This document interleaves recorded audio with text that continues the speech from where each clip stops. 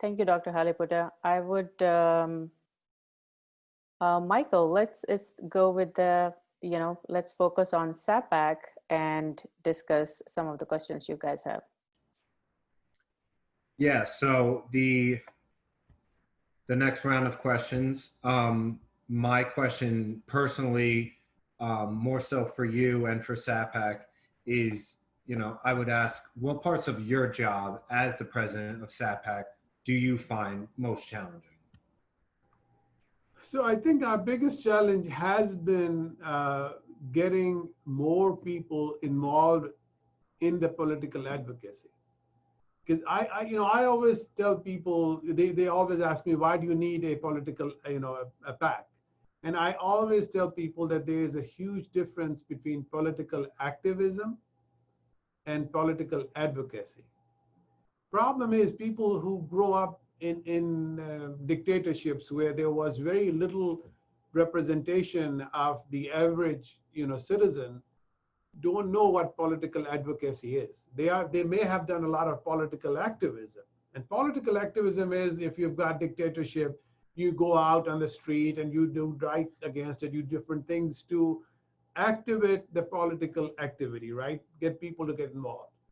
But in a democratic system like the United States, you do need political activism, but more than that, you need political advocacy where you go to the decision makers and advocate for your cause, right? And the challenge has been explaining to the Sindhis here that that is actually more important than political activism, because we need more people, and for political advocacy, you need the financial resources, and you need the human resources, and getting the financial and the human resources has been our challenge, and that's been our limit. That's our glass ceiling that we need to break through. The problem is in a PAC, you cannot get grants, you cannot get donations. So it has to be money that has to be, to be contributed to a political advocacy cause. And that, I think, again, it goes back to education, education, education. You have to educate the people and encourage them to do that. And I guess we'll continue to work on that. Thank you. That is the very, very important point. So Carrie, would you like to ask your next question? Okay, so my next question for Dr. Halepota is, I think you alluded to this before, but I just want to, go a little bit deeper. What goals did you have in mind for SAPAC when the organization was created? And have these goals changed any over the last couple of years? So our goals always were to protect the rights of Sindhis, everywhere. But mostly in Sindh, because that's where most of Sindhis are, and that's where they are currently under the worst persecution. Plus, our goal always was to protect the geographical entity of Sindh, protect its language, its culture, its history, its heritage, and then I think. And then also to have people accept Sindh as an entity on its own. So yes, we have achieved that. I think many more people, just the fact that we have a caucus in Congress called Sindh Congress Caucus, I think is a great achievement. The fact that we have congressmen who now openly speak about the abuses in Sindh is a great achievement. The fact that we have been able to control or minimize the human rights, abuse of human rights, where young children, young kids and boys are not being abducted and tortured to death, is a success. But I mean, could we have done more? Yes, there's always more to do. And some of these tasks are tasks which probably don't have an end goal, because they are an ongoing, practice that we have to continue to try to counter. One of the biggest issues that I think I may not have mentioned today is the cultural heritage of Sindh. Not very few people know this, but there is a structure in Sindh called the Rani Court, which is a wall built almost like the Great Wall of China. And that is crumbling because the government of Pakistan doesn't want to maintain it. There are these historical fortresses in some of the historical cities. Anything that existed before creation of Pakistan is being deliberately allowed to crumble to earth, and go away, because the intention, the idea is that we want people to believe that nobody and nothing ever existed in this part of the world before creation of Pakistan. The world started with 1947. There was nothing there before that. And some of this, the Indus Valley civilization is 5,000 years old. One of the oldest known organized civilizations in the world. And and most of these are heritage, sites recognized as such by UNESCO. But there's no attempt to try to preserve them. So these are all issues as you move along, as the new issues do come up. And I think the whole what is the destruction of River Indus is becoming a bigger and bigger problem. As Jack alluded, that Pakistan is the size of, I think it's maybe just a little bigger than Texas, but its population is 2/3 of the United States. So imagine 2/3 of the United States being pushed into Texas, and they all depend on that one river for their very survival. And as the population continues to grow, and this is the other part, is the only reason that the population growth in Pakistan will never be controlled is because based purely on religion. Because there's some extremist version of religion which believes that contraception is a sin. And even the most powerful generals of Pakistan army will never bring that point, because they know that the minute that somebody brings that up, they will be, there'll be degrees for them to be killed. So there, as we move along, I think that should be one of the biggest issues that should be brought up, that, unless the population is controlled environmentally, that area will not be able to survive. Thank you. Jack? Yeah, so my second question is, just in the past few days, over 50 Sindhi activists have been abducted by security forces, and their whereabouts are currently unknown. In at least one case, the SF went to homes of the brothers, sisters, uncles, and other close relatives of these activists, the young men you were referring to earlier. And they tortured the women and young children in these homes under the assumption they were related to these activists. What will it take for the perpetrators of such atrocities to be held accountable? And what else can SAPAC do to ensure that this finally happens? See, this is what I think I alluded to kind of earlier, because I think with this whole COVID and the whole world, all the so preoccupied with their own problems, I think those local agencies there feel that this is a golden opportunity for them to settle all their scores. And the best thing we can do is call every congressman, call every senator, and let them know this is happening. Well, I know we have a crisis, and we have multiple crises, especially in the US right now. But at the same time, we cannot ignore what is happening with the rest of the world. So I think if, the fact that you're aware is, and that's exactly the news I'd received also, which is very concerning. So I think what the SAPAC can do is it should make aware every congressman, here, and have them raise some voice. And this could be on social media. And I don't know if Congress is even meeting in the near future.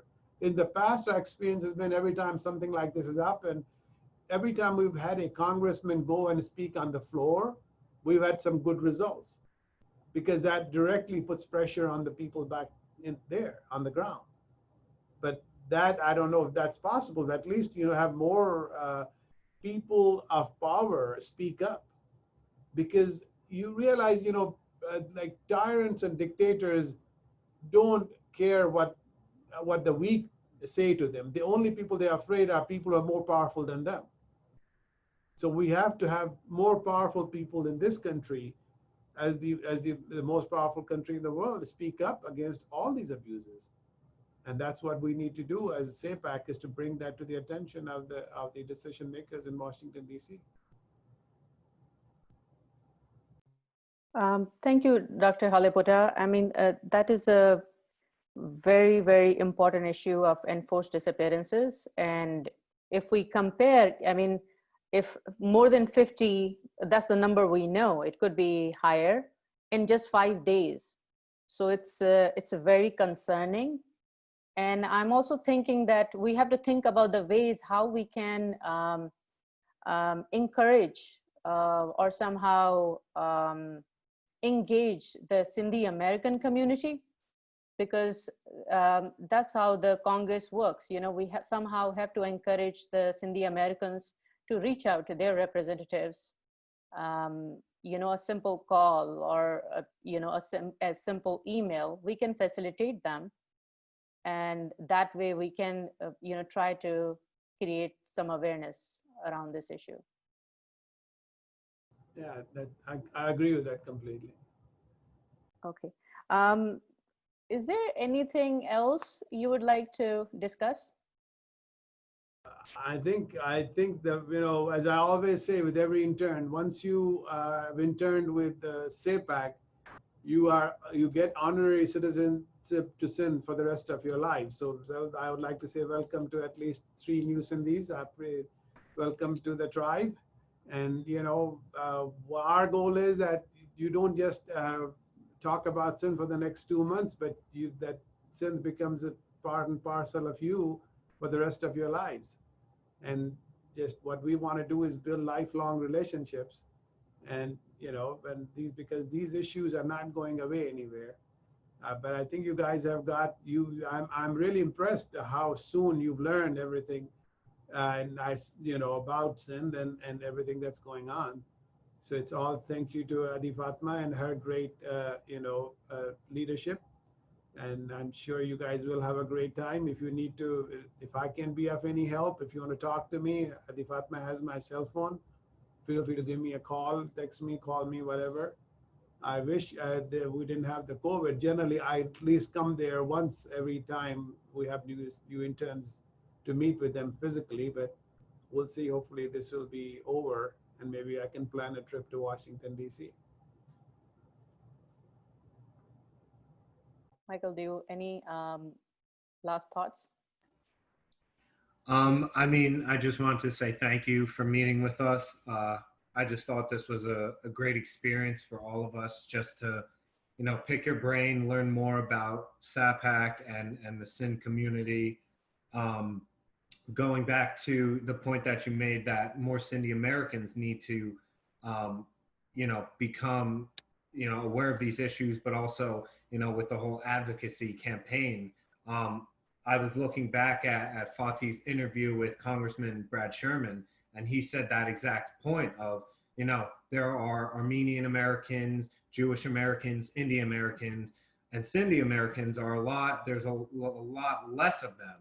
And that needs to push them to work even harder, because if there's 10 Armenian Americans to 1 Sindhi-American, then that Sindhi-American has to do 10 times the work. So I thought that was a great point at, reaching out to the Sindhi-Americans to really try to encourage them to take part in this. I completely agree. I totally agree with that. Yes, Carrie, would you like to say something? Yeah, I just wanted to thank Dr. Halepota for his time. I know that he's very busy, and I'm just very grateful that he can just share his wisdom and his, experience with Sindh with us. And I just think it is very important for Sindhi-Americans to be active in government and just speak out against the injustice in Pakistan. I know that many Sindhis that have their own lives, they may be busy with their families and things like that, but it's still important for them to have a say in, what's going on in Pakistan. Yeah, excellent. Thank you, Carrie. Jack? Yeah, I appreciate everything. I thought this was fantastic. And in terms of hoping that we don't just care about these things for the next 3 months, like once you learn these things, you can't unlearn them because they're so, in some cases, so shocking. So I guess, yeah, I'm a lifelong Sind. Thank you. That exactly. Thank you very much, Jack. Dr. Maqbool Halepota, just in the end, we want to hear your message to Sindhis. So, I mean, my message is the same that I've been trying to convey for the last 10 years. Please get involved. Please, you know, if you, again, I have to get down. You know, it's just not that the human resources. We also need the financial resources. I want everybody, every Sindhi, to donate and donate their time, donate their money, and, you know, donate their energies. As Michael said, and as Congressman Sherman said, that each Sindhi has to work 10, I would say maybe 100 times more than any other ethnic minority in the US. Because number one, I think Sindh is probably one of the most persecuted places in the world, on the globe right now. And we Sindhis know that better than everybody else. And I think if that is not going to drive us to come out and do everything we possibly can, then I think we have a much bigger problem. Yes. Once again, it's a very powerful message for all the Sindhi-Americans. And I want to take this moment and thank my interns. You know, I call them, you know, SAPAC team, because they work so hard. And, you know, I tell them the only criteria of working as Sindhi-American Political Action Committee is the passion and the drive. If you have that, you know, to bring some concrete changes and to do something about these issues, that's the only criteria. And I'm so happy to have you all, you know, join SAPAC and work with us and help us with this cause. Thank you. So thank you.